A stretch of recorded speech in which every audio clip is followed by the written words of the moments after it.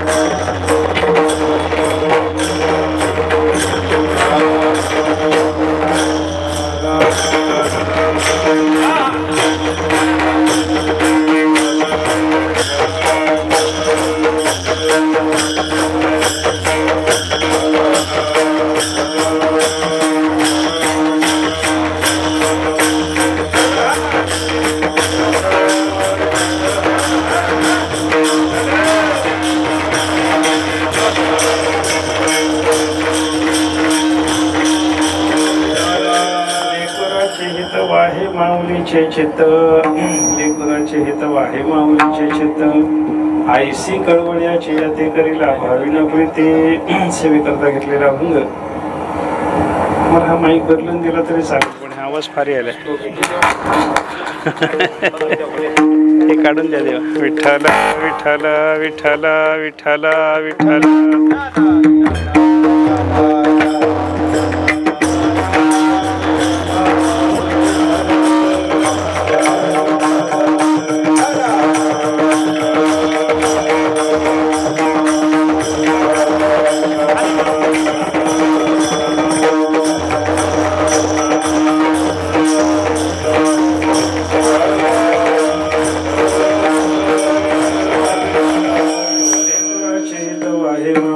चित्त ऐसे कळवळ्याची जाती किंवा ऐसे कळवळ्याची याती करीला भाविना प्रीते सेवेकरता घेतलेला अभंग जगद्गुरु संत शिरोमणी श्री तुकाराम महाराजांचा एक अत्यंत महत्वाचा असा अभंग आहे साधू पुरुषाचं वर्णन करणारा अभंग आहे संत महात्म्यावर आपल्या परमार्थाची सगळी जबाबदारी सोपवणारा असा तुकाराम महाराजांचा प्रार्थनेचा अभंग आपल्याला पाहायला सापडतो बरं का परमार्थ करत असताना आपण परमार्थ दोन पद्धतीने करू शकतो आपण आपल्या जबाबदारीने हे परमार्थ करणं असा हे प्रकार आहे आणि आपली सगळी जबाबदारी संतावर सोपवणं असा हे प्रकार आहे विठ्ठल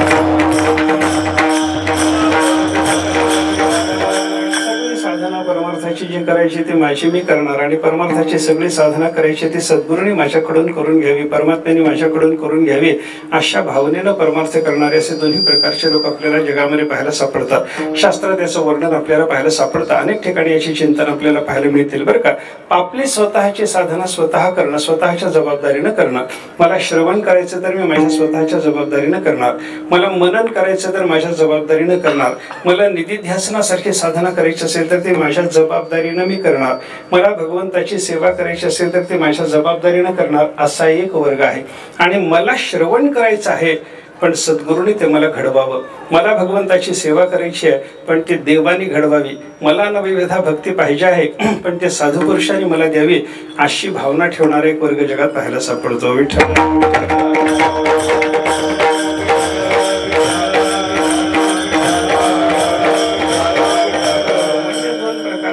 आपल्या आपल्या जबाबदारीनं परमार्थ करणारा आणि संत सद्गुरूवर आणि परमात्म्यावर आपली सगळी जबाबदारी सोपवून परमार्थ करणारा असे जे दोन वर्ग आपल्याला पाहायला सापडतात ना याच्याकरता शास्त्रामध्ये दोन दृष्टांत आपल्याला पाहायला मिळतात एक आहे मरकट शिशुन्याय आणि दुसरा आहे मार्जार शिशुन्याय मरकट शिशुन्याय म्हणजे माकडीचं पिलू आणि दुसरा मार्जार शिशु म्हणजे मांजरीचं पिलू माकडीचं पिलू आणि मांजरीचं पिलू याच्यातलं अंतर लक्षात घ्या माकडीचं पिलू आणि मांजरीचं पिलू दोन्ही पिलाच्या बद्दल आपण चिंतन करा माकडी सुद्धा एका ठिकाणाहून दुसऱ्या ठिकाणी आपल्या पिलाला नेते आणि मांजरी ही आपल्या पिलाला एका ठिकाणाहून दुसऱ्या ठिकाणी नेते पण माकडीचं पिलू स्वतःवर जबाबदारी घेऊन असतं आणि मांजरीचं पिलू आईवर सगळी जबाबदारी टाकून असतं विठ्ठल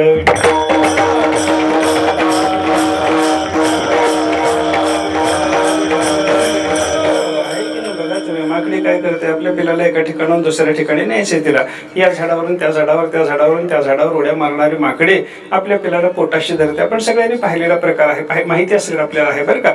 शास्त्रामध्ये जे उदाहरण आपल्याला पाहायला सापडतात ना, दृष्टांत जो सांगितलेला असतो ना, तो दृष्टांत उभय संमत पाहिजे. सिद्धांत कसा असतो, सांगणाऱ्याला सिद्धांत माहिती असतो, ऐकणाऱ्याला सिद्धांत माहिती नसतो. पण ऐकणाऱ्याला जो सिद्धांत माहिती नाही आणि सांगणाऱ्याला जो सिद्धांत माहिती आहे, तर सांगणाऱ्या माणसाला ऐकणाऱ्या माणसाच्या गळी उतरवून देण्याकरता त्याला तशासारखं उदाहरण द्यावं लागतं. आणि ते उदाहरण कसं असावं लागतं की यालाही मान्य पाहिजे आणि त्यालाही मान्य पाहिजे. विठ्ठल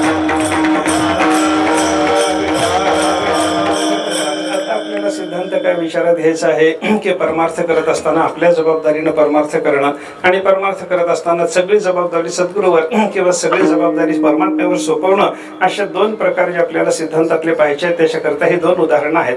माकडीच्या पिलाची जबाबदारी माकडीच्या पिलावर आहे आणि मांजरीच्या पिलाची जबाबदारी सगळीच्या सगळी मांजरीवर.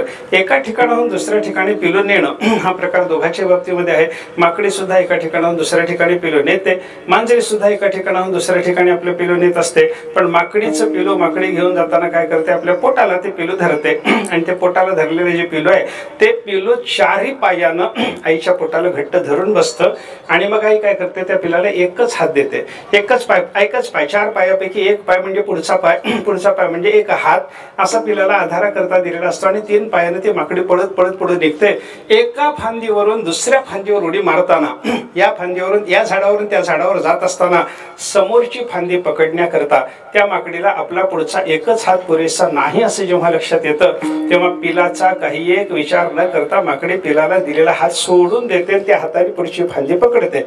आणि ती फांदी पकडत असताना पिलू जर ढिलं बसलं असलं, आईच्या पोटाला त्यानं जर गच्च धरलेलं नसलं, तर त्या माकडीचं पिलू जर आईच्या पोटापासून खाली पडलं तर हे आपल्या जातीचं नाहीच आहे म्हणून माकडी पुन्हा त्या पिलाकडे बघत सुद्धा नाही. म्हणे विठ्ठल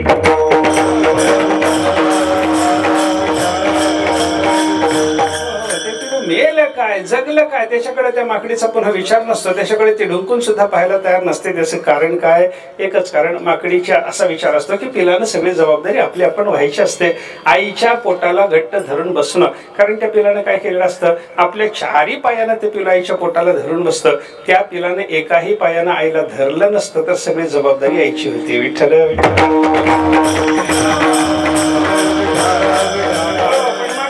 काय करतं, आपल्या हाताने आपल्या चारी पायाने, दोन हात म्हणा, दोन पाय म्हणा किंवा चारी पाय म्हणा, पशु असल्यामुळं या चारी पायानं किंवा दोन पाय दोन हातानं ते घट्ट आपल्या आईच्या पोटाला धरून असतं.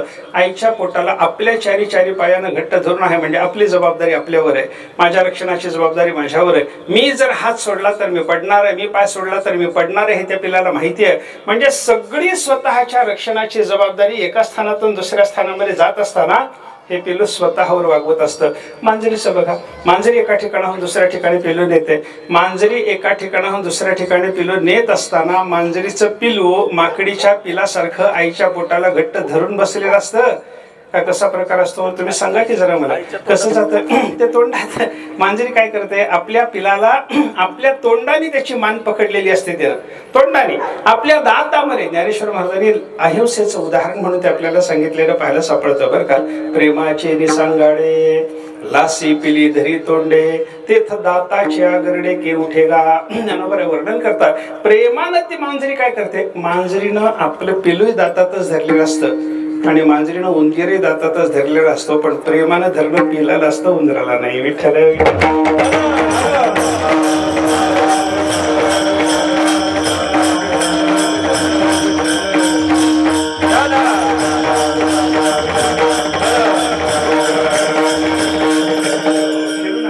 फिरू नका, सगळे तुमच्याकडे बघतात, फिरू नका, इकडे लक्ष दिलं पाहिजे. हा, प्रेमाचे सांगाडे लासी पिली धरी तोंडे असं जे ज्ञानेश्वर महाराजांनी उदाहरणाने आपल्याला सांगितलेलं पाहायला सापडतं. प्रेमाने मांजरी काय करते, आपल्या दातामध्ये पिलाला धरते. आता तिनं दातात धरलं म्हणजे काय झालं, दातात धरल्याच्या नंतर पिलू एकही पाय किंवा आपला कोणताही अवयव आईला पकडण्याकरता वापरत नाही.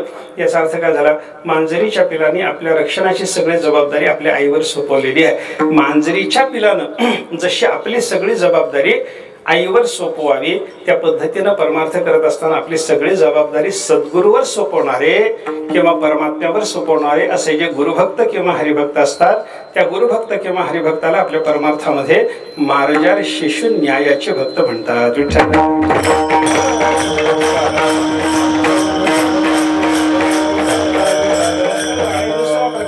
मरकट शिशु न्यायाच्या भक्ताचा प्रकार आपल्याला पाहायला सापडतो. माकडीचं पिलू जसं आपल्यावर स्वतःवर जबाबदारी रक्षणाची घेऊन असतं, तशी परमार्थाची साधना करत असताना आपल्यावर जबाबदारी घेणार आहे. देवाला शरण राहूनच साधना करावी लागते, सद्गुरूला शरण राहूनच आपल्याला साधना करावी लागते. पण माझ्याकडून साधना करून घेण्याची जबाबदारी त्यांची आहे म्हणण्यापेक्षा माझी जबाबदारी आहे असं म्हणणारे असे जे असतात त्यांना म्हणतात मरकट शिशु न्यायाचे भक्त.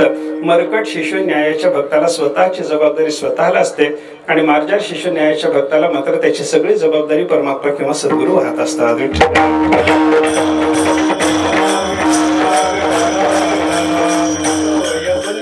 विचार केला तर काय झालं, माता आणि लेकरू या दोघांच्या संबंधाचाच विचार आपल्याला पाहायला सापडतो. साधकाचा आणि परमात्म्याचा किंवा साधकाचा आणि सद्गुरूचा कोणत्याही पद्धतीचा तो असो, स्वतःच्या परमार्थाची जबाबदारी स्वतःवर घेऊन असू द्या किंवा स्वतःच्या परमार्थाची जबाबदारी देवावर किंवा सद्गुरूवर सोपवणारा असा तो साधक जरी असला तरी दोन्ही प्रकारच्या साधकाच्या बाबतीमध्ये देवाचा, सद्गुरूचा आणि साधकाचा जो संबंध आहे तो माय लेकराचा संबंध मानलेला आपल्याला पाहायला सापडतो.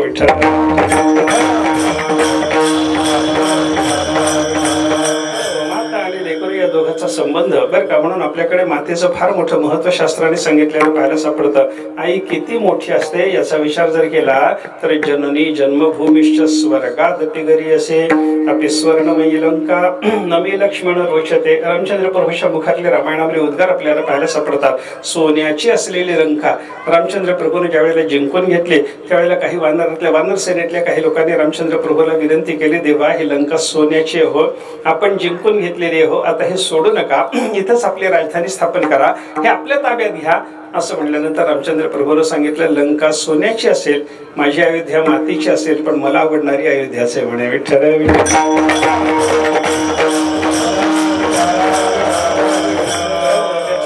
सांगताना रामचंद्र प्रभू काय म्हणतात, जननी जन्मभूमिश्च स्वर्गादपि घरी असे. आपली जननी म्हणजे आपल्याला जन्म देणारी माता आणि जन्मभूमी आपली जन्मभूमी असलेली भूमी, या दोघांचं महत्व कसं आहे, स्वर्गापेक्षा मोठे आहे. लंका सोन्याची पण स्वर्गापेक्षा मोठी नाही, पण माझ्याकरता माझी अयोध्या मातीची जरी असली तरी रामचंद्र प्रभू सांगतात माझ्याकरता ती स्वर्गापेक्षा मोठी आहे. जशी जन्मभूमी असल्यामुळं अयोध्या स्वर्गाच्या पेक्षा मोठी आहे, तशी मला जन्म देणारी माझी माता सुद्धा माझ्याकरता स्वर्गापेक्षा मोठी असं रामाचं म्हणणं आहे. विठ्ठल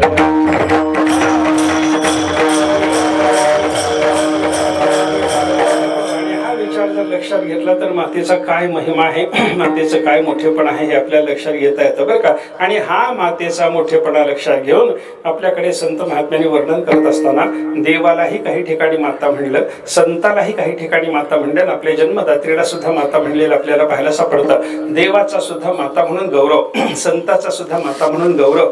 माता म्हणण्यामध्ये गौरव आहे असं असल्याच्या शिवाय त्या साधू पुरुषाला किंवा परमात्म्याला संत महात्म्याने माता म्हणण्याचं काही कारण नाही. अनेक ठिकाणी देवाचं वर्णन करत असताना मातेच्या रूपानं वर्णन केलेलं आहे की नाही. तो माझे मावळे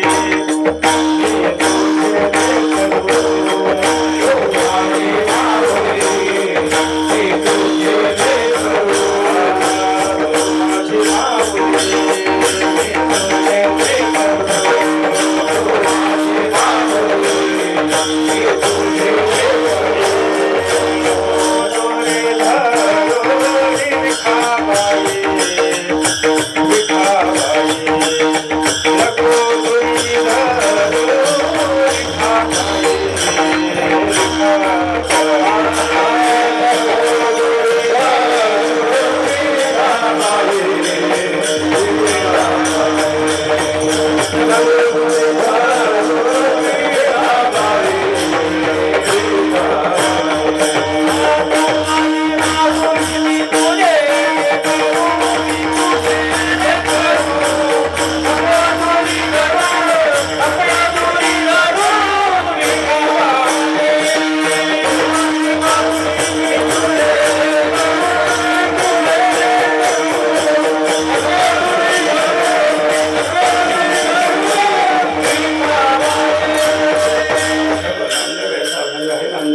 गायीच्या रूपकाने परमात्म्याचं वर्णन केलं. आम्ही भक्त महात्म्य म्हणजे वासरू लेकरू अशा पद्धतीची भाषा नामदेवराय बोलतात. 2-3 पद्धतीने वर्णन केलं. तू माझी माऊली मी तुझे लेकरू नको दुरी धरू विठाबाई, तू माझी गावली मी तुझे वासरू नको पान्हा चोरू विठाबाई, तू माझी हरिणी मी तुझे पाडस नको तोडवास विठाबाई, तू माझी पक्षिणी मी तुझे अंडज चारा घाली मज विठाबाई. अशा पद्धतीने नामदेवरायांनी 4 रूपकांनी वर्णन केलेलं आहे. परमात्मा जर माता असेल तर आम्ही लेकरू आहोत, परमात्मा जर गाय असेल तर आम्ही वासरू आहोत, परमात्मा जर हरिणी असेल तर आम्ही पाडस आहोत, आणि परमात्मा जर पक्षिणी असेल तर आम्ही अंडज म्हणजे पिलू आहोत. विठ्ठल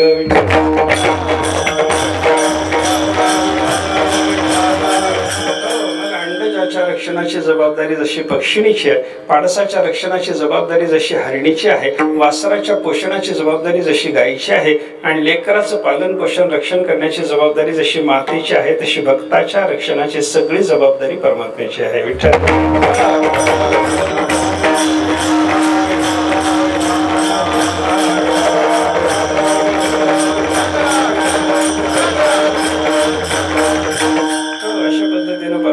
माता म्हणून वर्णन केलेलं अनेक ठिकाणी माता पिता सगळ्याच रूपकांनी वर्णन केलेलं आपल्याला पाहायला सापडतं बरं का. त्वमेव माता च पिता त्वमेव, त्वमेव बंधुश्च सखा त्वमेव, त्वमेव विद्या द्रविणं त्वमेव, त्वमेव सर्व मम देव देव.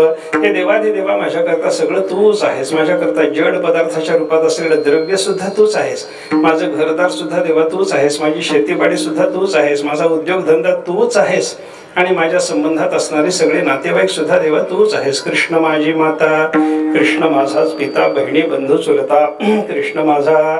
अशा पद्धतीने सगळी नाती, माता रामो मत्पिता रामचंद्र हा, स्वामी रामो मत्सखा रामचंद्र हा, सर्वस्व मे रामचंद्रो दयालो नान्यम जाने नैव जाने न जाने.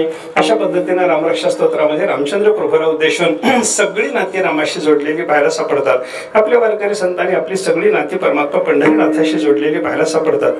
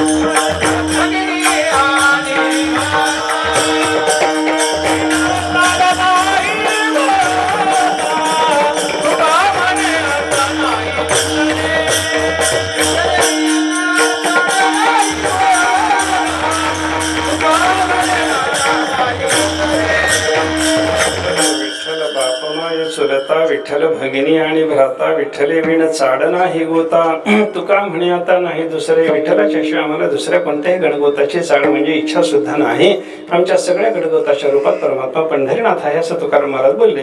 याचा अर्थ काय झाला? सगळी नाती देवाशी जरी जोडलेली असली तरी त्याच्यातलं प्रधान नातं आहे मातेचं, आणि मातेच्या रूपकाने परमात्म्याचं वर्णन संतांनी केलेलं आहे. एवढंच मला आता आपल्याला बोलायचं आहे बरं का. मातेच्या रूपकाने जसं वर्णन केलं, हे संत परमात्म्याचं वर्णन जसं केलं, तसं साधू पुरुषाचं सुद्धा मातेच्या रूपानं वर्णन केलेलं आपल्याला अनेक ठिकाणी पाहायला सापडतं. संतांना माता म्हणलं तुम्ही संत, मायबाप गुरुपावंत कायमी पतित कीर्ती बाणू. संतांना मायबाप म्हणलं. मायबाप म्हणत असताना सुद्धा पहिला शब्द मायच वापरला. पुन्हा विठ्ठल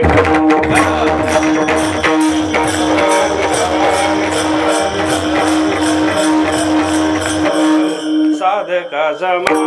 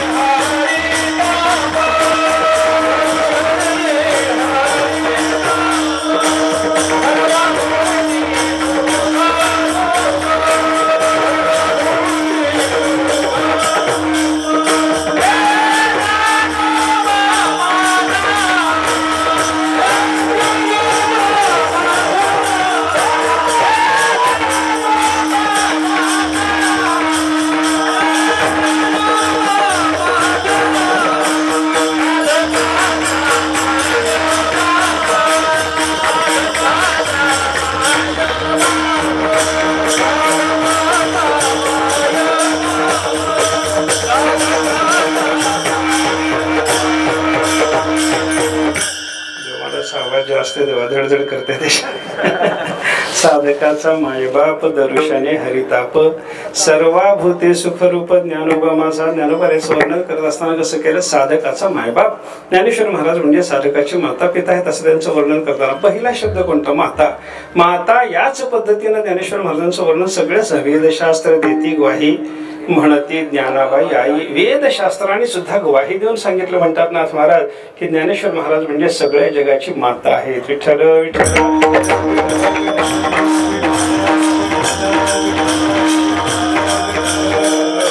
तो हा महाराज ज्ञानेश्वर माऊली,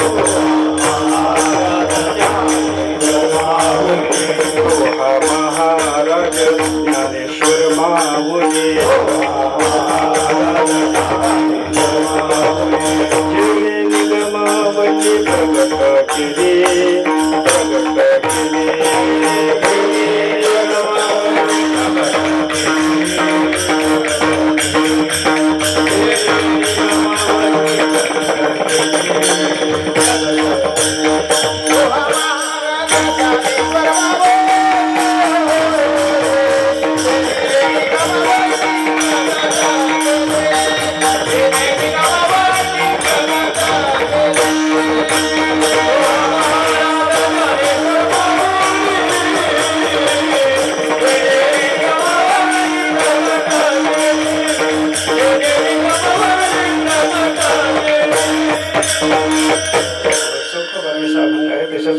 वर्णन करताना सांगितलं तो हा महाराज ज्ञानेश्वर माऊली.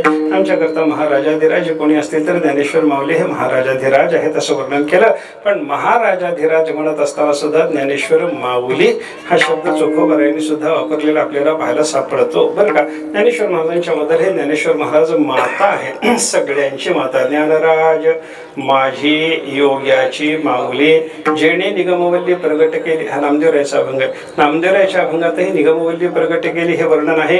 चोखोबाराच्या अभंगातही जेणे निगमवल्ली प्रगट केली हे असं आहेच आहे. पण ज्ञानेश्वर महाराजांचं वर्णन करत असताना नामदेवराय काय बोलले, हा ज्ञानराज माझी योग्याची माऊली. आणि चोखोबाराय बोलत असताना पूर्वार्धात काय बोलले तर तो हा महाराज ज्ञानेश्वर माऊली एवढं बोलले असं बदल आहे. विठ्ठल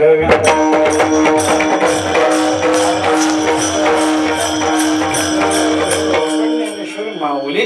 आपण सगळेजण ज्ञानेश्वर महाराजाला माऊली असं म्हणत असतो. ज्ञानेश्वर महाराजाचा माता या पद्धतीने उल्लेख केलेला आपल्याला पाहायला सापडतो. जसा ज्ञानेश्वर महाराजाचा माऊली म्हणून उल्लेख आहे तसा सगळ्या संतांचा उल्लेख आपल्याला माता म्हणून करता येतो. हा एक भाग लक्षात घ्या. आपल्याला काय काय चिंतन करायचं काय होतं, देवाला माता म्हणलं, संताला माता म्हणलं आणि आपल्याला जन्म देणारी जी असते तिला माता म्हणतात अशा पद्धतीचा विचार आपल्याला पाहायचा आहे. आता या तिघांना माता म्हणण्याचं कारण काय, माता शब्दाचा अर्थ काय याचा विचार जर आपण केला तर माता शब्द दोन पद्धतीने संस्कृत भाषेमध्ये सोडवलेला आपल्याला पाहायला सापडतो. एक माती गर्भा अस्याम इथे माता, जिच्या उदरामध्ये गर्भ राहतो तिला माता म्हणतात. हा पहिला शब्द माता शब्दाचा अर्थ आहे. आणि मान्यते पूज्यते जनैहि इथे माता, जिला सगळे जगातले लोक मान्यता देतात पूज्यता देतात तिला माता म्हणावा हा दुसरा अर्थ आहे. विठ्ठल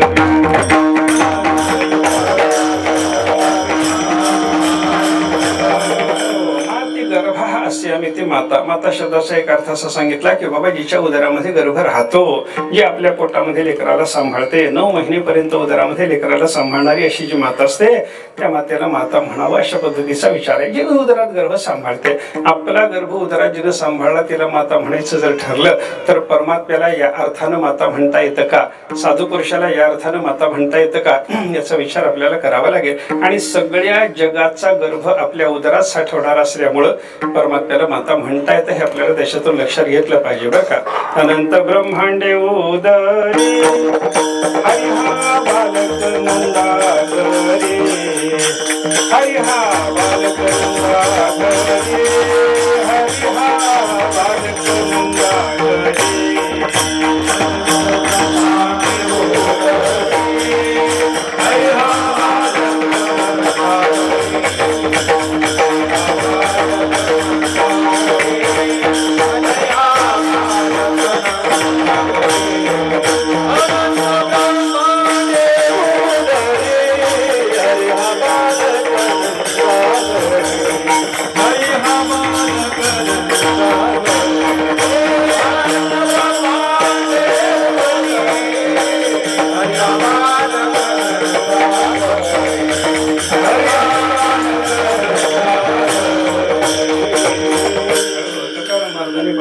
पंढरीनाथाचं भगवान श्रीकृष्ण परमात्म्याचं वर्णन करताना सांगितलं, अनंत ब्रह्मांडे उदरी हरी हा बालक नंदा घरी, नंदाच्या घरी बालक म्हणून जन्माला आलेला हा जो श्रीहरी आहे ना, भगवान श्रीकृष्ण आहे ना, हा श्रीकृष्ण कोणी सामान्य समजू नका. याच्या उदरामध्ये अनंत ब्रह्मांड राहतात. आता उदरा म्हणजे पोटामध्ये, पोटामध्ये गर्भ सांभाळणाऱ्याला जर माता म्हणायचं असेल तर सगळीच्या सगळी अनंत कोटी ब्रह्मांड आपल्या उदरात सांभाळणारा असा हा परमात्मा असल्यामुळे या परमात्म्याला काय माता म्हणता येतं. गंमत अशी बघा, 9 महिनेपर्यंत उदरात गर्भ सांभाळून बाहेर टाकणारी ही लौकिक माता आहे आणि ब्रह्मांडाचा सगळ्याच्या सगळा गर्भ कायम उदरामध्ये सांभाळणारी परमात्मा नावाची माता आहे. विठ्ठल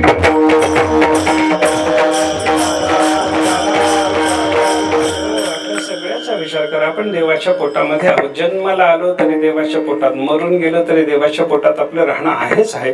कारण सगळ्या जगताचं राहणं परमात्म्याच्या उदरामध्ये जर असेल, सगळं जग तो परमात्मा सांभाळत असेल. अस्तित्व अस्ति जायते वर्धते अपरिणमते अपक्षीयते आणि विनश्यते असे 6 भाव विकार पदार्थ आपल्याला सांगितलेले पाहायला सापडतात. कोणताही पदार्थ मुळामध्ये असतो, त्याच्यानंतर तो जन्माला येतो, त्याच्यानंतर तो वाढायला लागतो. अस्ति जायते वर्धते, विपरिणमते म्हणजे त्याच्यामध्ये बदल व्हायला लागतात. अपक्षीयते म्हणजे त्याच्यामध्ये झीज व्हायला लागते. एका दिवशी विनश्यते म्हणजे नाश पावतो. असं असण्यापासून नाश पावण्यापर्यंत जे सगळे 6 भाव पदार्थ जे आपल्याला पाहायला सापडतात, त्या सगळ्या विकाराचा विचार करा. हे सगळे विकार होताना आपण परमात्म्यातच आहोत. आपण आहोत तरी परमात्म्यात, आपण जन्मलो तरी परमात्म्यात, आपण वाढलो तरी परमात्म्यात. कारण बघा, झाडाच्या बद्दल जर आपण विचार करायला लागलो, झाड कुठं आहे? बीज पेरल्याच्या नंतर झाड कुठं आहे? जमिनीत. झाड जन्मलं कुठं? जमिनीत. झाड वाढलं कुठं? जमिनीत. झाडाच्या मध्ये काही बदल जे व्हायला लागले, फांद्या वगैरे फुटणं, हे कुठं व्हायला लागले? जमिनीत. झाडामध्ये झीज व्हायला लागली, ते कुठं व्हायला लागले? जमिनीत. आणि झाड नाश पावल्याच्या नंतर गेलं कुठं? तर जमिनीतच. विठ्ठल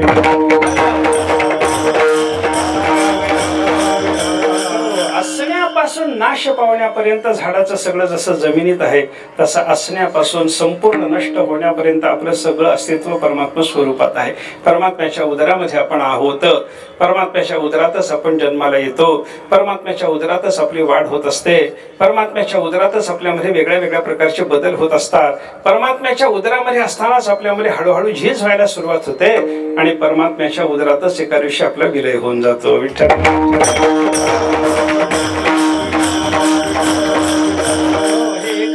बद्दल नाही बरं का. झाडाच्या बद्दल जर पाहिलं तर जमीन हा त्याला जसा आश्रय आहे, तसा जगातल्या कोणत्याही जीवजंतूचा विचार करा, सजीव पदार्थाचा विचार करा, निर्जीव पदार्थाचा विचार करा. कोणत्याही पदार्थाचा विचार केल्याच्या नंतर त्या सगळ्या पदार्थाचं राहणं कुठं चाललंय याचा विचार केला तर परमात्म्याच्या उदरामध्ये.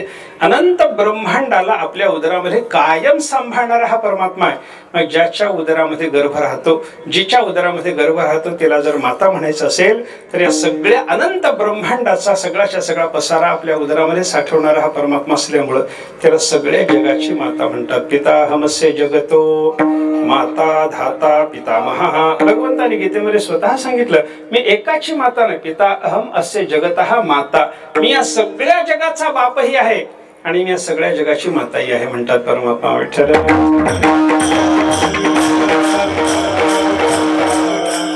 माता शब्दाचा एक अर्थ असा झाला की उदरामध्ये जो सांभाळतो, 9 महिनेपर्यंत सांभाळते, त्याला माता असं म्हणायचं. माती गर्भ हा अस्याम अशी व्युत्पत्ती माता शब्दाची पाहिली. त्या पद्धतीने आपण परमात्मा अनंत ब्रह्मांडाला म्हणजे आपल्याला सगळ्याला त्याच्या उदरात कायम सांभाळत असल्यामुळं, ठेवून घेत असल्यामुळं, उदरातच त्याच्या आपण राहत असल्यामुळं त्याला माता म्हणता येतं.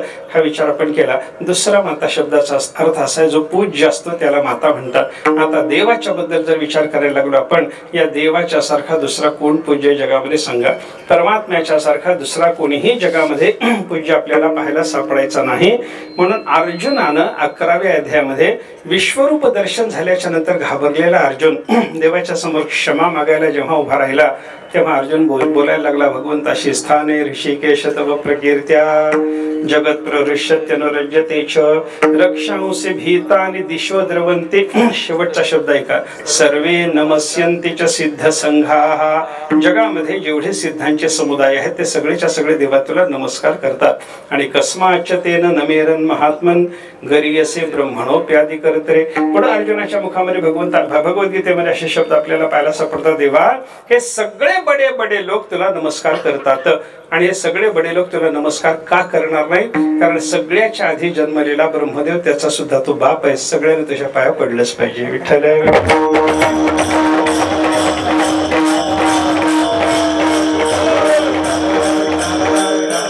पूज्यतेचा विचार जर केला, पूज्यते मान्यते पूज्यते जनैहि इति माता, असा माता शब्दाचा अर्थ काय केला? सगळ्याला पूज्य असते तिला माता म्हणतात. त्या पद्धतीने जर विचार केला तर परमात्मा सर्वांच्या करता पूज्य, आपल्याला पूज्य, तुम्हाला पूज्य, मला पूज्य. जगातल्या प्रत्येक माणसाला, एखाद्या माणसाने देवाला मानलं नाही तरी देव त्याच्या करता पूज्य आहे. ही गोष्ट आपल्याला विसरता येत नाही. समजा एखादा माणूस आपल्या बापाला मानत नाही, बापाने त्याच्यावर अन्याय केला असं त्याला वाटत असतं म्हणून तो बापाला मानत नाही. पण जो बापाला मानत नाही बाप त्याच्या करता पूज्य नाही असं होतं का? जो आईला मानत नाही माता त्याच्याकरता पूज्य नाही असं होतं का? माता त्याच्याकरता पूज्य असते. त्या नियमानुसार एखाद्याने देव नाकारला तरी त्याला निर्माण करणारा, त्याला सांभाळणारा परमात्मा असल्यामुळे त्याही माणसाला देव पूज्यच आहे. विठ्ठल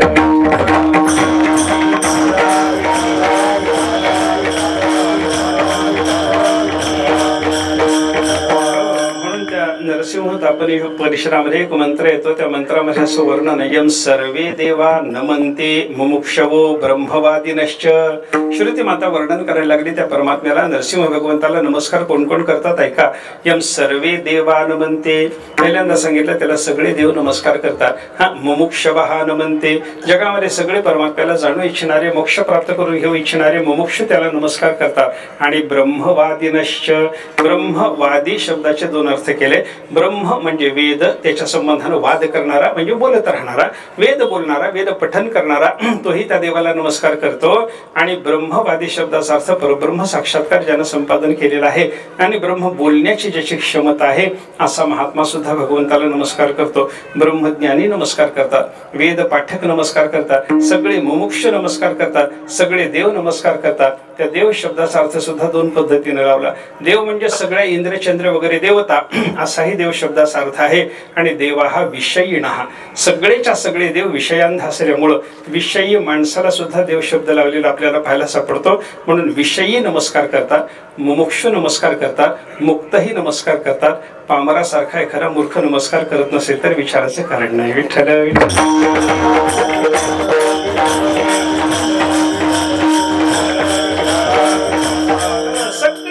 नमस्कार करतात, सगळे देवाला नमस्कार करतात. म्हणून देवाला नमस्कार करण्याची आपल्याकडे पद्धत आहे की नाही? असं कुठेही बघा, कोणत्याही कार्याला प्रारंभ करत असताना पहिल्यांदा श्री गणेशाय नमः म्हणतो की नाही, रुक्मिणी पांडुरंगाभ्याम नमः, सरस्वते नमः असं म्हणून आपण सगळ्या देवाला नमस्कार करतो. कार्याच्या आरंभाला नमस्कार आहे, कार्याच्या शेवटी नमस्कार आहे. आशीर्वाद देवानच द्यावा म्हणून देवाला नमस्कार केलेला असतो. याचा अर्थ काय? देव सर्वांना पूज्य आहे. कोणाकोणाला पूज्य? पांडुरंगाचं वैभव बघा. परमात्मा पंढरीनाथाला नमस्कार करण्याकरता सकाळी देवाच्या दर्शनाला दाटी जी झालेली असते ते कोणाची असते हो? वाळवंटापासून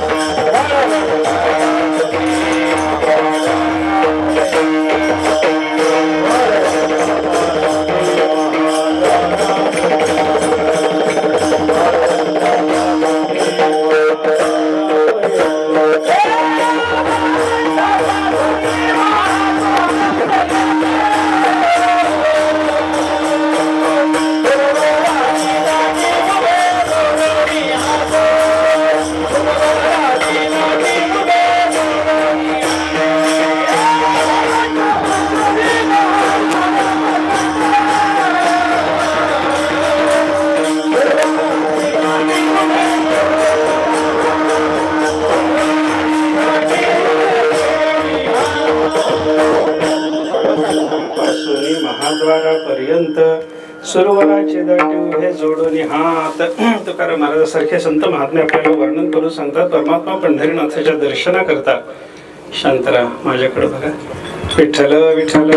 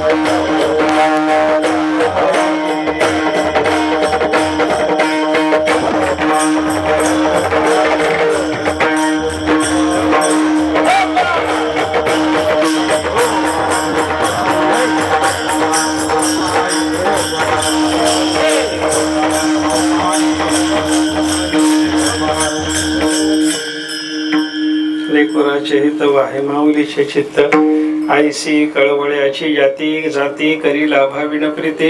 संत शिरोमणी जगद्गुरु तुकाराम महाराज अभंगातून मातेच्या रूपकानं साधूचं वर्णन करतात.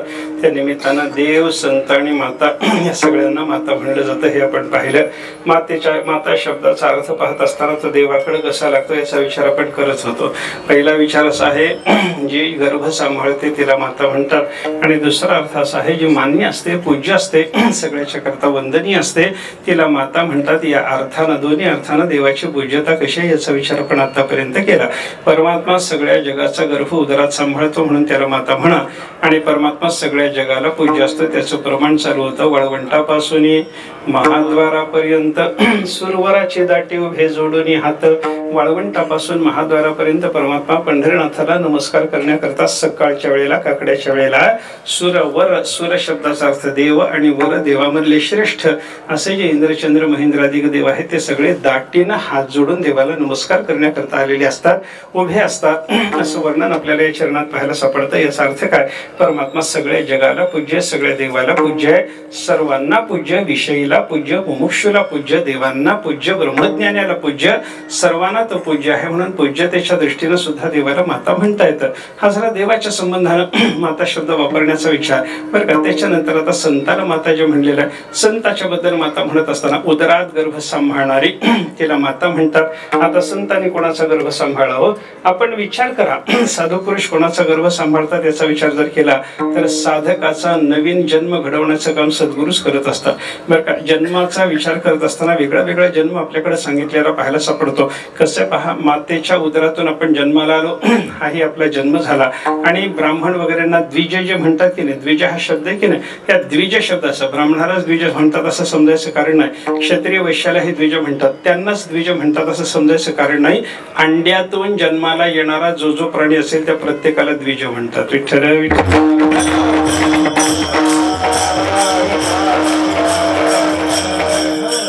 पक्षी बघा सगळे सर्प बघा हे सगळे द्विजच आहेत बरं का. तुम्ही बघा पक्षाच्या बद्दल तो अंड्याच्या रूपानं पहिल्यांदा जन्माला आला पुन्हा अंड्यातून त्याचा जन्म झाला. अंड्याच्या रूपानं मातेच्या उदरातून बाहेर पडला हा पहिला जन्म आहे. आणि अंड्यातून बाहेर पडला पक्षाच्या रूपानं हा त्याचा दुसरा जन्म झाला. द्विज द्विही जायते दोनदा जन्माला येतं त्याला म्हणतात द्विज. ते ब्राह्मणाला वगैरे द्विज का म्हणतात तर त्या ब्राह्मणाची वगैरे मुंज होते संस्कार होतो त्याच्यावर आणि त्या संस्काराच्या योगाने त्याचा दुसरा जन्म झाला असं शास्त्र म्हणतं बरं का. आता हा दुसरा जन्म होताना जन्म व्हायचं म्हणलं की बाप पाहिजे माता पाहिजे मातेच्या उदरामध्ये काही काळ राहणं पाहिजे. मग हे जन्माला आला तो कसा जन्माला आला द्वितीयस्मिन जन्मनी हा जो द्विज म्हणून सांगितल्या जाणाऱ्या ब्राह्मणादिकाचा दुसरा जन्म असतो, हा कसा होतो त्याच्याबद्दल वर्णन करताना शास्त्र असं म्हणतं, द्वितीय अस्मिन जन्मनी, या ब्राह्मणादिकाच्या दुसऱ्या जन्मामध्ये आचार्य पिता, सावित्री माता, हा ज्या मायबाप कोण आहे त्याचा विचार असा सांगितला, आपल्याला गायत्री मंत्राचा उपदेश करणारा जो सद्गुरु आचार्य तो आपला पिता असतो, आणि सावित्री म्हणजे सूर्य नारायण, हे सावित्री म्हणजे गायत्री मंत्र ही आपली माता असते म्हणे. विठ्ठल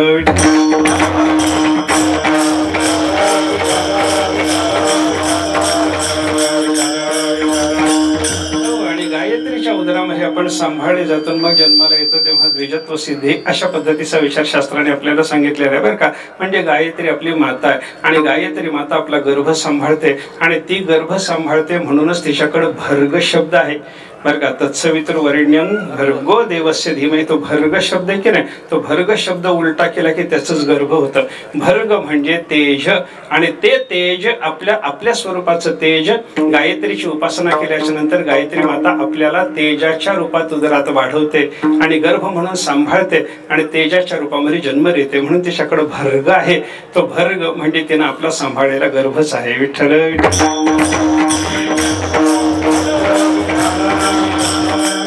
हा जसा दुसरा जन्म सांगितला जातो. आता संताकडे चला ना, संत महात्म्याने आपल्याला जन्म दिला कोणता, ज्ञान देऊन नवीन जन्म घडवण्याचं काम कोण करतं, संत महात्मे करतात बरं का. म्हणून मुक्ताबाईच्या पासून जेव्हा गुरुपरिश प्राप्त झाला तेव्हा 1400 वर्षाचे असलेले चांगदेव म्हणायला लागले, चांगदेव म्हणे आजीची जन्मलो, गुरुपुत्र झालो मुक्ताईचा मी गुरुपुत्र झालो, म्हणजे आज माझा नवीन जन्म झाला. म्हणजे काय झालं, 12 वर्षाची मुक्ताबाई ही माता ठरली आणि 1400 वर्षाचे असलेले चांगदेव लेकरू झाले. विठ्ठल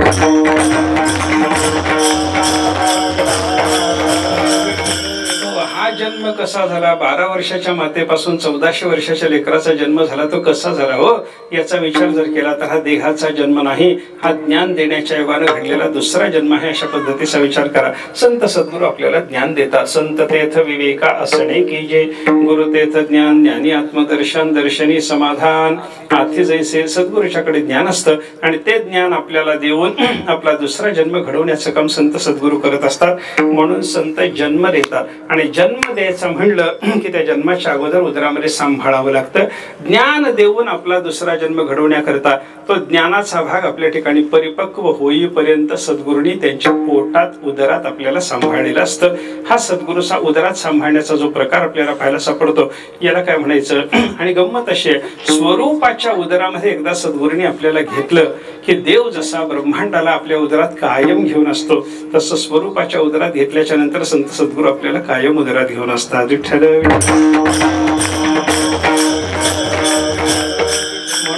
माता म्हणा हा एक भाग झाला. आणि दुसरा भाग पूज्यतेचा विचार करा. माता शब्दाचा दुसरा अर्थ काय, मान्यते पूज्यते जनही इथे माता, सगळ्याला पूज्य असते तिला माता म्हणतात. संत सद्गुरूचा विचार करा, संत सद्गुरू सगळ्याला पूज्य आहेत की नाही. संताचा विचार करत असताना साधू पुरुष देवादिकाला सुद्धा पूज्य आहेत अशी वर्णन आपल्याला पाहायला सापडतात बरं का. सगळ्यांना, देवांना, ब्रह्मदेव विष्णू शंकर सगळ्यांनी त्यांना नमस्कार करावा, सर्वांनी त्यांची पूजा करावी अशी योग्यता साधू पुरुषाची असते बरं का. ब्रह्मा घाली लोटांगण, ब्रह्मा घाली लोटांगण,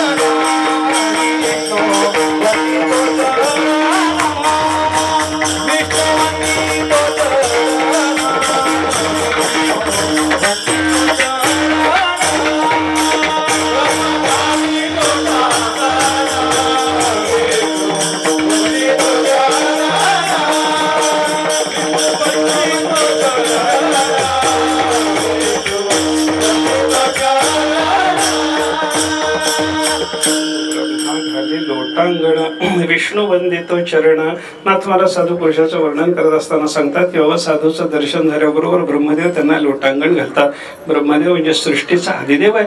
ब्रह्मा विष्णू महेशासारखे मोठे देव दुसरे कोणी नाहीत. त्याच्यातला ब्रह्मदेव भगवंताला साष्टांग नमस्कार करतो. ब्रह्मा घाली लोटांगण विष्णू वंदितो चरण. भगवान महाविष्णू त्यांच्या चरणाला नमस्कार करतात. आता ब्रह्मा आणि विष्णू या दोघांनी नमस्कार केल्यावर शंकर काय गप्प बसतील का हो? चरणीचे रज वंदी शूळ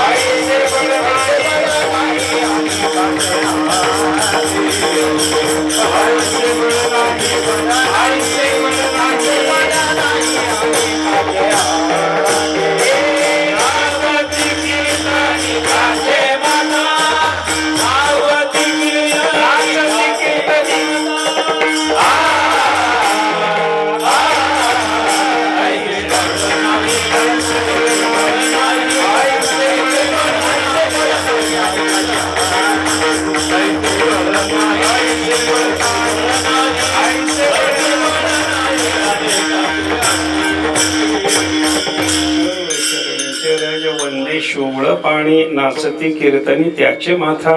जे कीर्तनात तल्लीन होऊन नाचणारे असे हरिदास महात्मे आहेत ना, त्यांच्या चरणीच्या धुळीला भगवान शंकर मस्तकावर धारण करतात असं वर्णन तुकाराम महाराज करतात. याचा अर्थ झाला ब्रह्मा घाली लोटांगण, विष्णू वंदित चरण आणि चरणीचे रजवंदी शूळ पाणी. या तीनही चरणाचा विचार जर आपण केला तर त्याच्यातून लक्षात आपल्याला असं घेता येतं की ब्रह्मा विष्णू महेश हे सुद्धा साधूला नमस्कार करतात. ही साधूची पूज्यता आहे.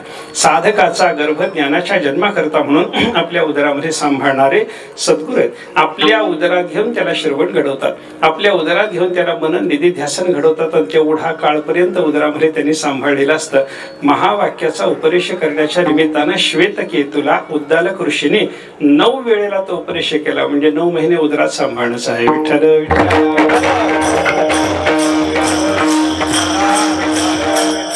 अशा पद्धतीने आपल्या गर्भामध्ये स्वरूपाच्या उदरामध्ये सांभाळणारे संत सद्गुरू असल्यामुळे त्यांना माता म्हणा.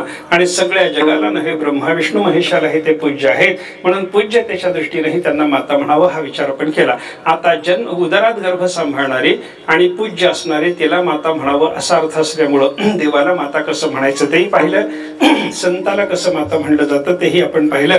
आता आपल्या मातेकडे चला. आपल्याला जन्म देणारी आपली जी माता आहे तिला माता म्हणत असताना ती उदरात गर्भ सांभाळते हे काही स्वतंत्र चिंतन करून सांगायची गरज नाही. आपली माता आपल्याला उदरामध्ये जन्म देण्याकरता सांभाळत असते हे आपल्याला माहिती आहे, म्हणून त्याचा विचार करण्याचं कारण नाही. पण माता ही पूज्य असते याच्याबद्दल विचार करत असताना जे सगळ्यांना पूज्य आहे तिला माता म्हणायचं. मान्यते पूज्यते जनैही ही ती माता, असा माता शब्दाचा अर्थ घेत असताना सगळ्या जगाला पूज्य असणारी तिला माता म्हणायचं. हा जर विचार करायचा झाला तर मातेची पूज्यता आहे का? मातेच्या पूज्यतेच्या बद्दल शास्त्रात असं वर्णन आहे.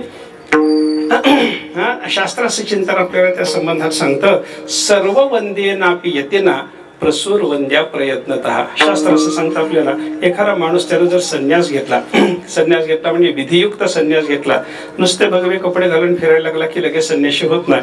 त्याला दंडग्रहण वगैरे वगैरे संन्यासाचा सगळा विधी असतो, तो विधी करावा लागतो. असा विधियुक्त संन्यास ज्या माणसानं घेतलेला आहे, ऐका, त्यानं कोणाचे पाया पडायचं नसतं. संन्यासी झाल्याच्या नंतर तो देवाच्या सुद्धा पाया पडत नाही. देवाच्या दर्शनाला संन्यासी जर गेला तर हातातला दंड, त्या दंडाचं एक टोक देवाच्या छातीला आणि एक टोक आपल्या छातीला लावून संन्यासी नमस्कार केल्यासारखं करतात. याचा अर्थ असा आहे, एक टोक त्याच्या छातीला आणि एक टोक आपल्या छातीला लावून संन्याशाने देवाला सुचवलेलं असतं, देवा तुझी माझी बरोबरी आहे, तुझं माझं नाही भेद केला सहज विनोद. तेव्हा तुझ्यात माझ्यात कोणत्याही प्रकारचा भेद नाही आणि तू मी एक असल्यामुळं कोणी कोणाला नमस्कार करायचा म्हणून संन्यासी देवाला सुद्धा नमस्कार करत नाही. ऐका, पुढे ऐका. त्या संन्याशानं तो जर आपल्या गावाच्या परिसरात आला आणि आपला मुलगा आहे म्हणून मायबाप त्याच्या दर्शनाकरता गेले, आपला मुलगा संन्यासी झालेला आहे, संन्यासी होऊन तो जगाच्या कल्याणाकरता काम करायला लागलेला आहे असं जाणून माता पिता त्याच्या दर्शनाकरता त्या गर्दीमध्ये आले, तर गर्दीत आलेला बाप ओळखू येऊन तो समोर येऊन पाया पडत असेल तर संन्याशानं खुशाल पाया पडून घ्यावं.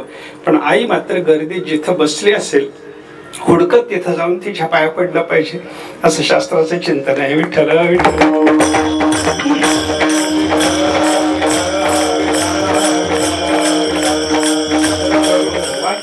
सर्व वंदेनापि यतीना, सर्व वंदेन यतीना प्रसूह वंद्या प्रयत्नतः.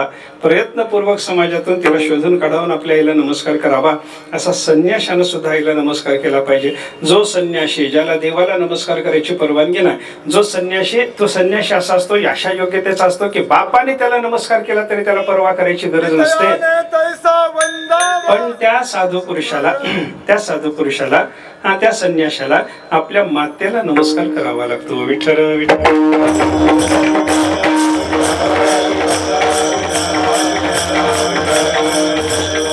याचा अर्थ काय झाला, माता ही सगळ्यात पूज्य झाली असं आपल्याला चिंतन करता येतं. म्हणून पूज्यतेच्या दृष्टीने तिला माता म्हणा. गर्भ उदरात सांभाळते तिला माता म्हणा, किंवा सगळ्या जगाला जी पूज्य असते तिला माता म्हणा. या दोन्ही अर्थानं देवालाही माता म्हणता येतं, या दोन्ही अर्थाने संतांनाही माता म्हणता येतं आणि या दोन्ही अर्थाने आपल्याला जन्म देणाऱ्या मातेलाही माता म्हणता येतं. आज या ठिकाणी हा जो समारंभ आहे हा मातेच्या स्मरणार्थ म्हणून आमच्या दत्ताराय कंठवारने ठेवलेला आहे बरं का. आणि मातेच्या स्मरणाकरता हा प्रसंग असल्यामुळं मला असं थोडं वाटलं की मातेचं काय महत्व आहे त्या संबंधानं आपण बोलावं, म्हणून हा अभंग सेवेकरता घेतला. विचार आपण करतो देवाला माता म्हणायचं कारण कसं आहे. देव जन्म देणारा, उदरात गर्भ सांभाळणारा आणि पूज्यतेच्या दृष्टीनं देव माता कसा, संत माता कशी आहे आणि आपली माता कशी आहे, ती पूज्य कशी आहे याचा आपण विचार केला. ती माता कशी असते तर तिला लेकराचं सगळं हित कळत असतं असं वर्णन महाराज अभंगाचे.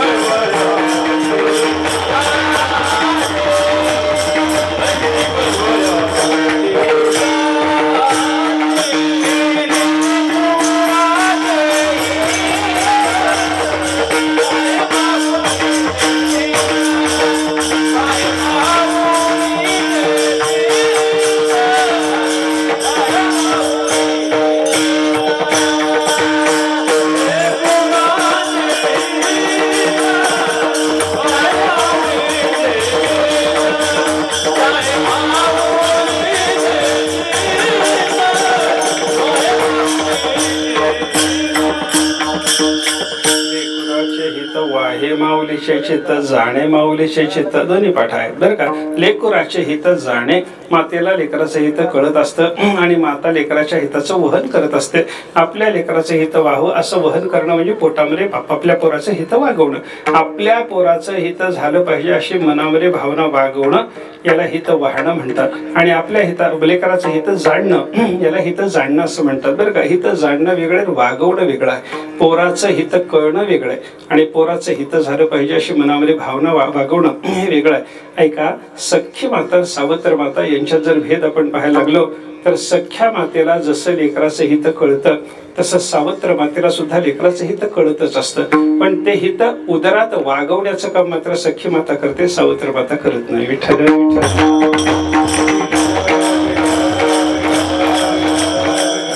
सख्ख्या मातेला कळवळा असतो, सावत्र मातेला कळवळा नसतो बरं का. आपुली याचा कळवळा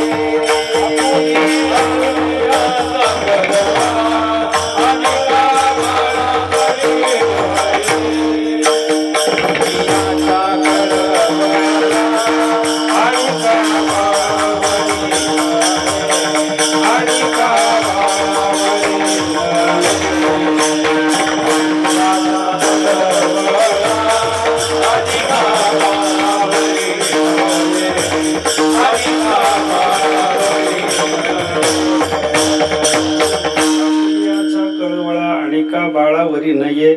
आपल्या लेकराच्या संबंधाने जसा उदरात गर्भ वाढवून याला जन्म दिलेला आहे अशा सख्ख्या मातेच्या हृदयात जसा कळवळा आपल्या लेकराच्या बद्दल असतो आणि का बाळावरी तैसा कळवळा नाहीये, तशा पद्धतीचा कळवळा मातेच्या अंतःकरणात दुसऱ्या लेकराच्या संबंधाने असत नाही. मी कशा करता बोलतो, हित जाणणं वेगळं आहे आणि हित वाहणं वेगळं आहे. हित जाणणं म्हणजे हे सावत्र मातेलाही शक्य आहे, पण आपल्या पोराचं हित झालं पाहिजे अशी भावना आपल्या उदरामध्ये वागवणं हे मात्र सावत्र मातेला जमत नाही, ते सख्ख्या मातेला जमतं. म्हणून वाहे हा ही शब्दप्रयोग बरोबर आहे आणि जाणे हा ही शब्दप्रयोग बरोबर आहे. हे जरी असलं तरी जाणेपेक्षा वाहेला जास्त किंमत आहे. विठ्ठल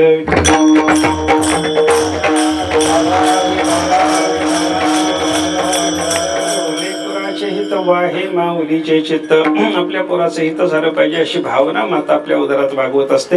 ऐसी कळवळ्याची जाते, अशी मातेची जात कशी आहे, कळवळ्याची आहे. आणि करी लाभाविण प्रीती, आपल्या लेकरावरती प्रेम करणारे असते, ते प्रेम लाभा वाचून कोणत्याही प्रकारचा स्वार्थ नसतो मातेच्या अंतःकरणामध्ये.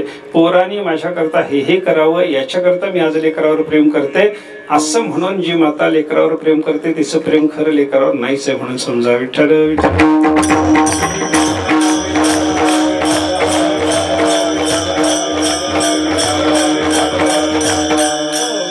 लेकराचं हित व्हावं याच्याकरता धडपडणारी जी माता आहे ना, ते मातेनं आपल्या पोराच्या करता काही हिताची योजना करत असताना एखाद्या वेळेला त्या पोराला राग येण्याची सुद्धा शक्यता असते. बघा, एखादं लेकरू असतं, लहान लेकरू असतं, धावत धावत जातं, रांगत जातं, चुलीजवळ जातं, चुलीतला विस्त ओढतं आणि तो धरण्याचा प्रयत्न करताना तिथं जाऊन त्याच्या आईनं त्याला थोबाडीत देऊन बाजूला जर केलं तर त्या पोराला आवडतं का होते? आवडत नाही. पोरगं रडायला लागतं. आईच्या विषयी त्याच्या अंतःकरणावर क्रोध निर्माण होतो. हे लहानपणीच असतं असं नाही. अशा कोणत्याही विषासारख्या वस्तूजवळ जाऊ नये, अग्नीसारख्या वस्तूजवळ जाऊ नये. हे म्हातारपणापर्यंत जरी आई सांगत राहिली तरी आईबद्दल राग येणारे मूर्ख जगात असतातच. विठ्ठल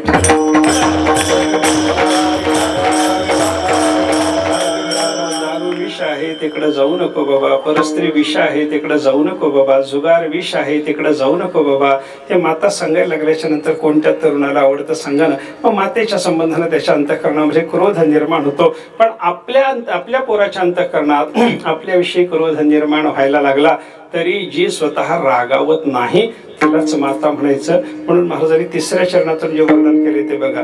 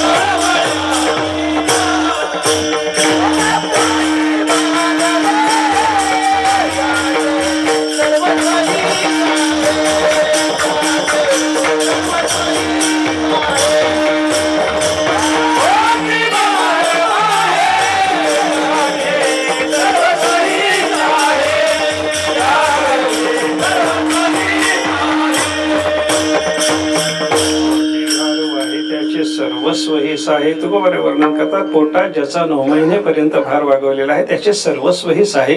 त्यानं कसाही अपराध केला, आपण त्याचं हित सांगत असताना त्यानं आपल्याला मारहाण जरी केली, त्रास जरी दिला, तरी तो सहन करणारी माता असते. बापाला सहन होणार नाही खऱ्या वेळेला, पण मातेला हे सगळं सहन होतं, तिलाच माता म्हणतात.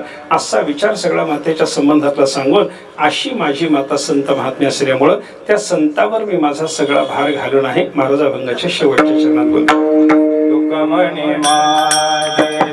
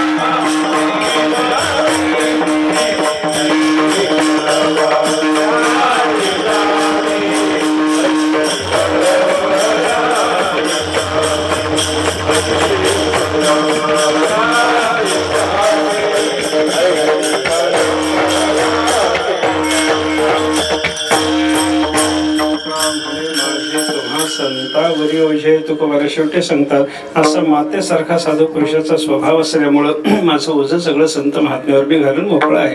म्हणजे मांजरीच्या पिलानं जसं मांजरीवर सगळा भार घालावा, तसं माझं सगळं परमार्थाचं ओझं मी तुमच्यावर घालून मोकळं आहे. तुका म्हणे माझे तुम्हा संतावरी ओझे, कारण मातेसारखा त्यांचा स्वभाव आहे. आता देव, संत आणि आपली माता या सगळ्यांना माता म्हणत असताना हे उदरात गर्भ सांभाळतात म्हणून आपल्याला त्यांना माता म्हणावं लागतं. आणि हे पूज्य असतात म्हणून म्हणून त्यांना माता म्हणावं लागतं. देव पूज्य असल्यामुळे देवाला नमस्कार केला पाहिजे.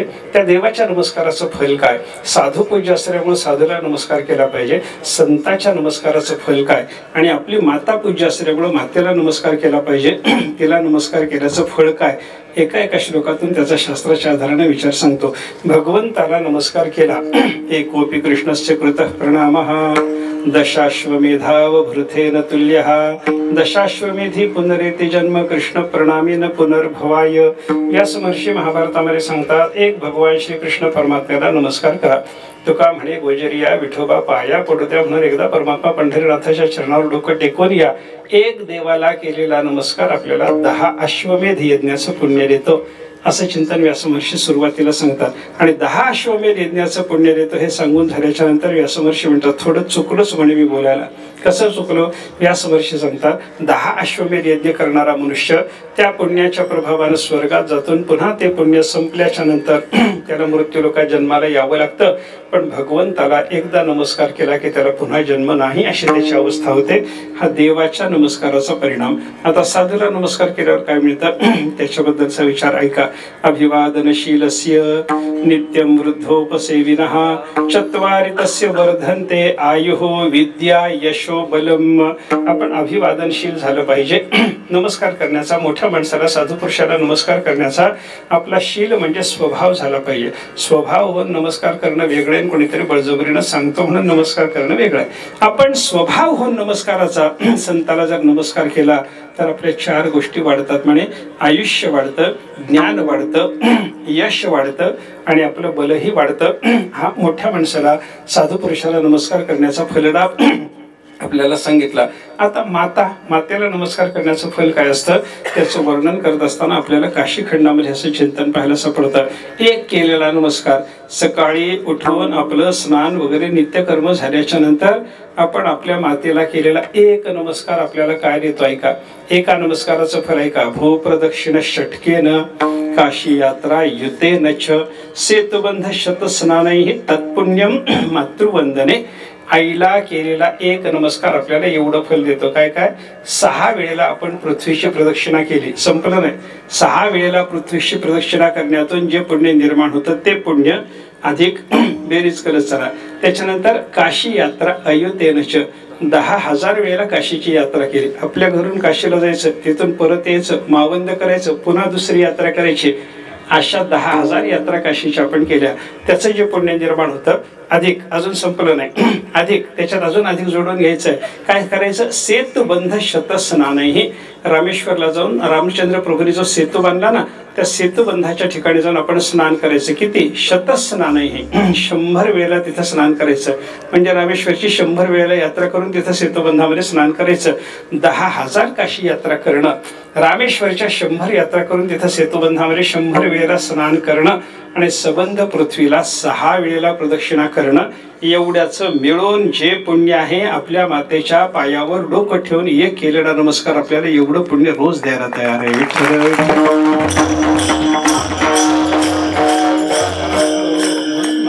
पूज्यता आहे हे लक्षात घ्या. आणि अशी पूज्यता ज्या मातेच्या ठिकाणी आहे तसाच संताचा स्वभाव आहे, असाच परमात्म्याचा स्वभाव आहे. म्हणून देवाला आणि परमात्म्यालाही माता म्हणता येतं. असा कोवळा स्वभाव, पूज्यतेचा स्वभाव असा साधू पुरुषाचा असल्यामुळं तुकाराम महाराज म्हणतात, आई सारखे ते आहेत.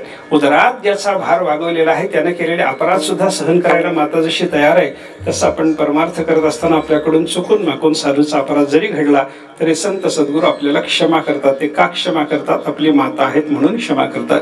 हा पोटी भार आहे, त्याचे सर्वस्व हिस्सा आहे, त्याचं सगळं सहन कर. अरे पोटात असणारा तो गर्भ, ऐका कित्येक वेळेला बायकांना अनुभव असतो.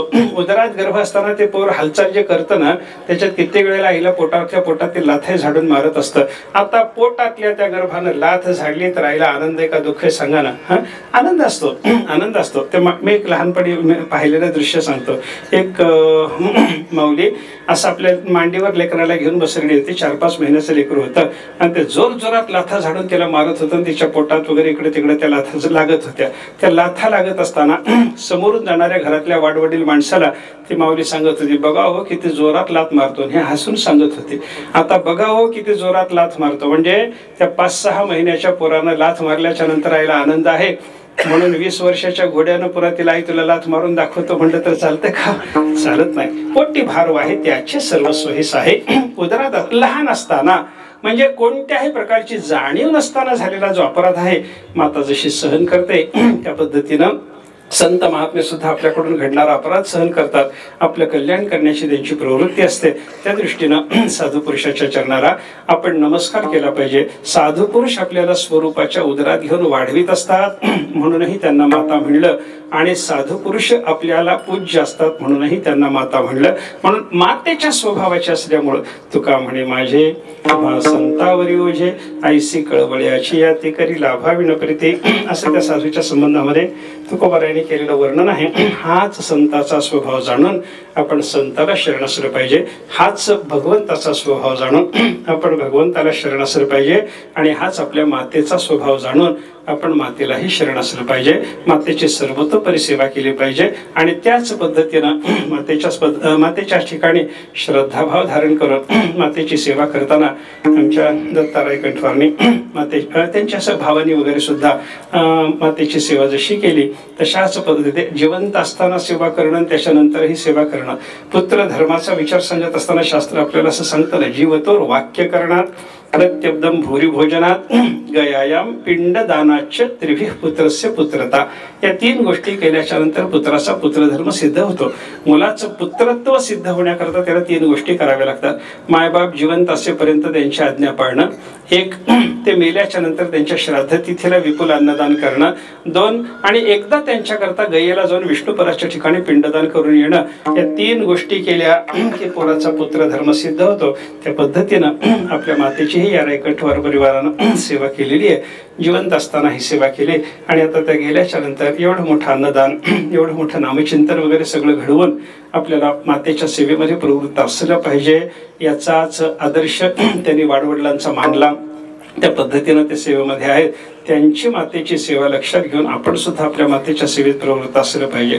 परमात्मा पंढरीनाथ पंढरपूरला जो आला तो पुंडलिकानं मायबापाची सेवा केली म्हणूनच आला हे लक्षात घ्या. आणि आपले माता पिता सर्व तीर्थक्षेत्रापेक्षा सुद्धा मोठे आहेत. ज्ञानोबरायांनी चिंतन सांगितले आपल्याला, सकळ तीर्थाची ये धुरे जी एका माता पितरे तया सेवे सिकेर शरीरे लोणके. जे आपलं शरीर जरी त्यांच्या सेवेकरता वाळून टाकण्याचा प्रसंग आला तर शरीरही ओवाळून टाकलं पाहिजे. एवढी मायबापाची महती आहे, एवढं लक्षात घ्या आणि मायबापाच्या सेवेत प्रवृत्त व्हा. माता पिता त्यांचं म्हातारपण, त्यांचा त्रासदायक स्वभाव याच्याकडे बघून आपण त्यांना कंटाळून त्यांचा अव्हेर करण्यामध्ये कोणाचंही कल्याण कधीही होत नाही हे चिंतन लक्षात घ्या. आणि मायबापाची कंटाळवाणा स्वभाव असेल, त्यांच्याकडून कदाचित आपल्याला त्रासही होत असेल, आपल्या व्यावहारिक काही कामामध्ये त्यांच्या स्वभावाला अडचणही येत असेल, हे सगळं सहन करून, कारण काय लहानपणी त्यांनी आपल्याकरता हे जर सगळं सहन केलंय तर म्हातारपणात आता त्यांच्याकरता आपल्याला हे सगळं सहन करणं भाग आहे. अरे बघा, माता पिता त्यांच्या संबंधानं ते वृद्ध झाल्याच्या नंतर त्यांच्या खोलीत जायला एक मुलगा तयार नाही, कारण तिथं दुर्गंधी येते. त्यांची लघवी झालेली असते, संडास त्यांना एखाद्या वेळेला जागेवर होते, त्याच्यामुळे त्यांच्या खोलीत गेल्यानंतर दुर्गंधी येते. म्हणून मुलगा जर खोलीत जात नसेल तर विचार करा, अरे आपण लहान असताना विष्ठा आपली जागेवर झाली, आपलं मूत्र जागेवर झालं, त्या मलमूत्रामध्ये आपण लोळलो, आपलं सगळं शरीर आपण भरून घेतलं आणि आपलं सगळं शरीर भरलेलं असताना आपल्याला उचलून घेऊन ती शरीराची आपल्या शरीराला लागलेली विष्ठा सगळी आपल्या अंगाला लावून घेऊन ज्या मातेनं नेऊन आपल्याला धुवून आणलेलं आहे, ज्या पित्यानं अशा पद्धतीने आपलं सगळं संगोपन केलेलं आहे, त्यांच्या संबंधानं आपल्या अंतःकरणामध्ये श्रद्धाभाव असलाच पाहिजे. ते आपले देवच आहेत, देवाच्या पेक्षा श्रेष्ठ आहेत, हा भाग लक्षात घेतला पाहिजे. आणि माता पित्याची सेवा करून प्रत्येकाने कृतार्थ झालं पाहिजे. हा एक संदेश या अभंगातून आपल्याला घ्यायचा आहे. आणि साधूचा स्वभाव सुद्धा मातेप्रमाणेच असल्यामुळं माती गर्भो अस्यामी ते माता या व्युत्पत्तीनेही संताला माता म्हणता येतं. आणि मान्यते पूज्यते जनैही इथे माता या व्युत्पत्तीनेही संताला माता म्हणता येतं. हे लक्षात घेऊन संतांना आपण सदा सर्व काळ शिरोधार्य मानलं पाहिजे.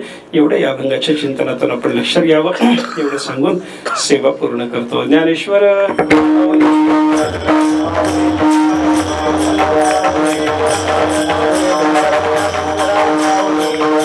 Thank you.